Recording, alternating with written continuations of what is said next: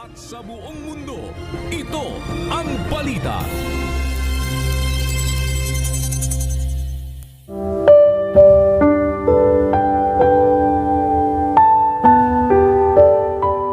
Aking pinagtataniman at kinasusuklaman ang pagsisinungaling, ngunit ang kautusan mo'y aking iniibig. Awit 119:163.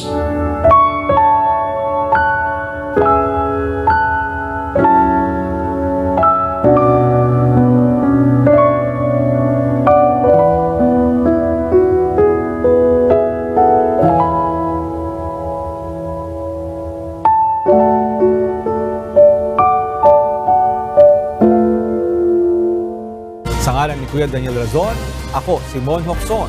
At dito sa UNTV, Diyos ang aming sandigan, serbisyo publiko, ang aming pinahalagahan. Magandang hapon.